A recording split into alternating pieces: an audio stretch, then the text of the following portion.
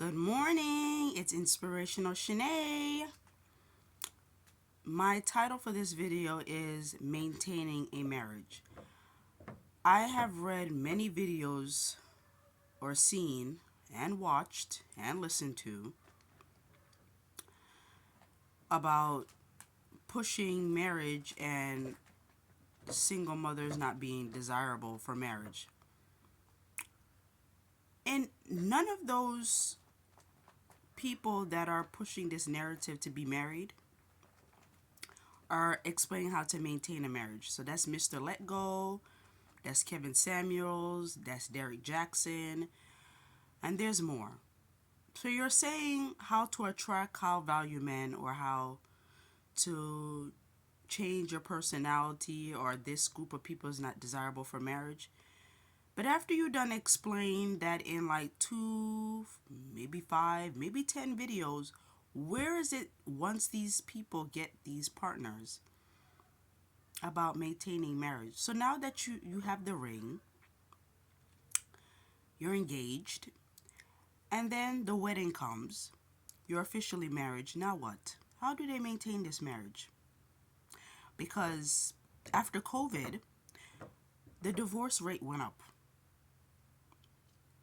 and people are shocked. But then people are like, well, after you've been in the house with somebody for 6 or more weeks, you get tired. And I'm like, but you had married this person for a couple of years. Granted, you all go to work and spend majority of you all's time at work, but I'm pretty sure when you all are off, preferably weekends, how you got tired of somebody. I just felt I didn't understand how a pandemic could just cause a rift between two people.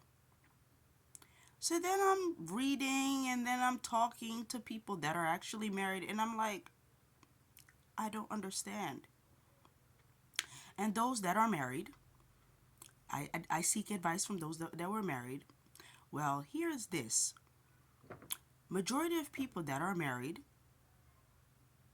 do spend the majority of their time apart. We may think that they're together, but they're apart. Prime example. You see, my mother was married. My stepfather was the breadwinner. My stepfather did not interact with the children at all. She cooked, she cleaned. She rarely interacted with us, and if she did, that was to give us directives on to clean this, clean that. But yeah, when my stepfather was off, he's either on the phone, going out, or watching the TV. He had a couch set aside for him to watch TV. There was no interaction. So imagine this going on in the early mid 2000 and COVID hit, and he had to be at I with my mom and see her for 6 weeks without going to work. I don't think they would have got a divorce, but I do think it would have caused some friction in that relationship. And there was already friction there anyway. So looking at that, I was like, yeah, there's some people that are married, but yeah, they don't act like it in the household. The husband is doing his own thing and the wife is tending to the house and children. So imagine doing that for 6 weeks, and children can be overwhelming. Now I can see why people were headed to divorce. Because now you're overwhelmed because one person has more on their table when we're married and we're supposed to be sharing the responsibilities. So we're pushing this narrative, oh, well, just let's be married. But why are we not pushing that the husband should be cooking too? The husband should be cleaning too. The husband should be tending to the children. That's not only a women thing. My son is 15. He's been cooking since he's 11. Every child, no matter their gender, they should know how to cook. Because there's no guarantee that you'll be married to somebody that will cook for you. 2, children need to learn how to clean. Notice that I'm saying children because it starts young. Not wait until they're on their own and expect somebody to do that. Because I'm watching videos where men are talking about, well, I saw my mother do it, so I expect the woman to do it. You can't make your bed? Because it baffles me. Like, what were you doing before you got the wife? How were you maintaining your apartment? Yeah, people need to know cooking skills, cleaning, communication. That's another thing. The majority of us, even me, lack good, proper communication skills because some people talk over others.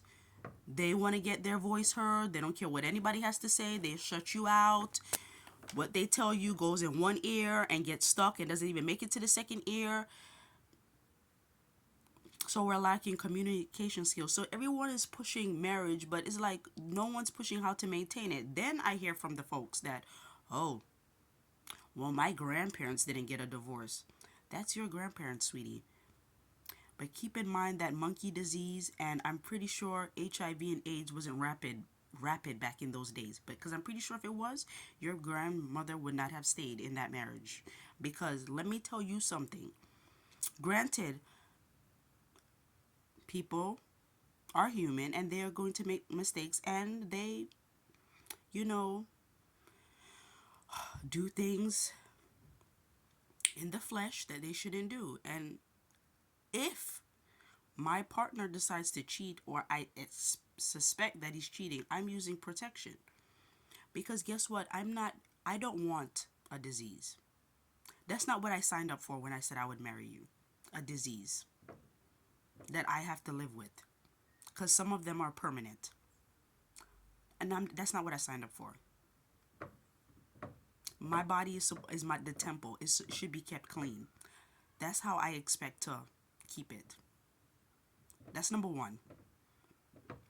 Two, there is no reason why I should be going into debt or we should be struggling financially because one can't manage their finances. Because that's another thing. Once you become married, what's his is yours and what's yours is his.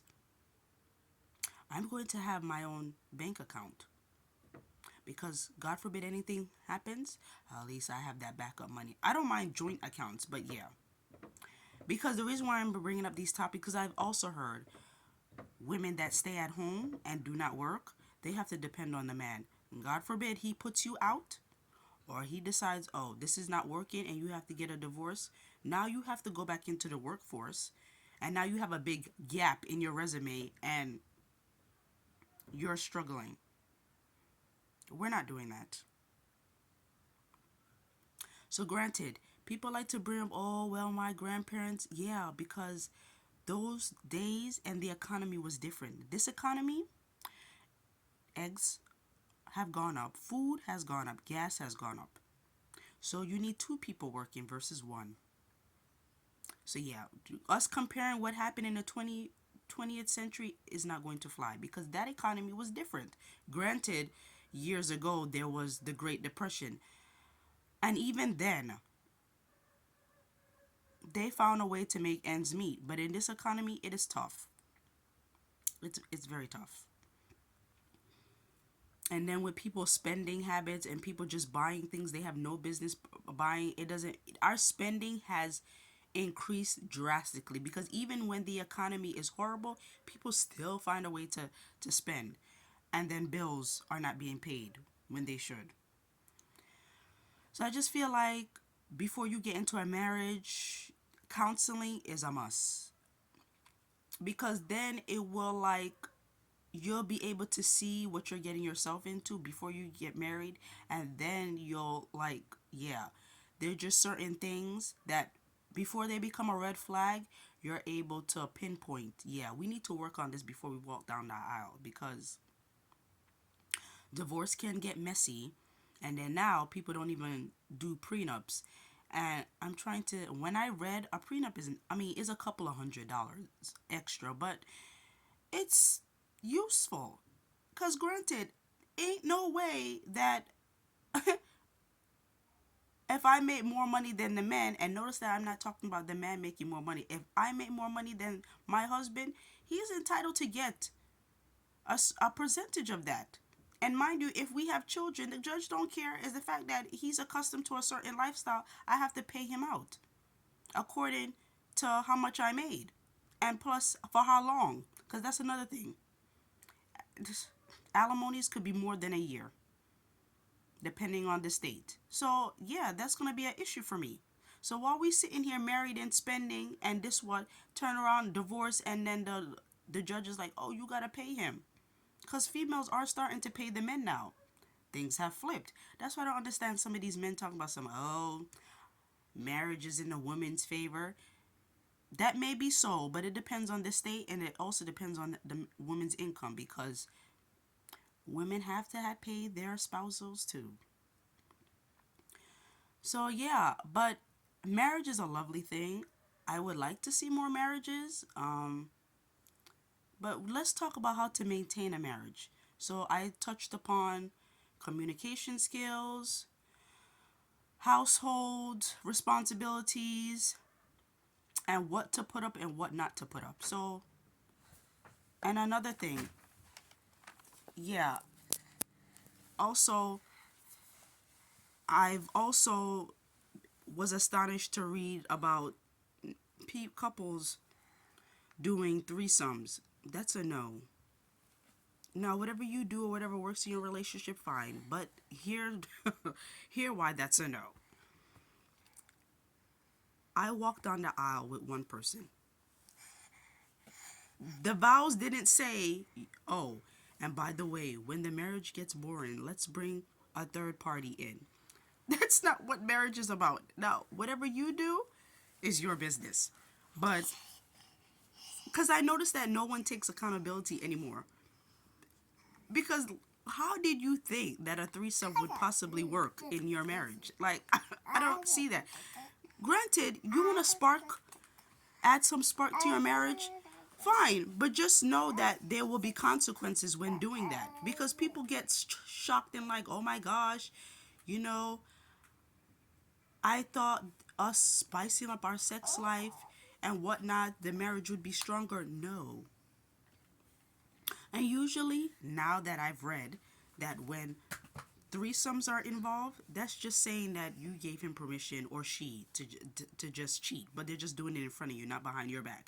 And no telling when you're not there, the third party is not meeting up with the spouse behind your back anyway. So you're better off had been saying no. But like I said, there's been swingers parties that married couples have gone to and it works in their best interest, fine. Do you? I'm just saying that don't complain when the relationship goes south and you're asking why, because usually people will ask why and it's like you're asking why when the red flags were there. I don't think that swingers and threesomes should be in anybody's marriage, and notice that I said marriage. Now, if you're a couple and your boyfriend and girlfriend, whatever you do, fine. But in a marriage where vows are taken, I don't see why people are having threesomes. But again, also, if you're having a issue with your spouse and you know you're going to work it out with your spouse, please don't let your girlfriends or your family members know. Whatever arguments or differences happen, it stays in there. If you want to consult somebody, that's when you need to consult and a marriage counselor. But no, because I know firsthand that everybody's advice is not in the best interest of me and what I got going on. So stop seeking advice from people that don't, especially if they don't have a successful marriage. That's number one. You're seeking advice from people that are either divorced or single. No. They don't have a successful relationship, do not seek advice from them. That's number one.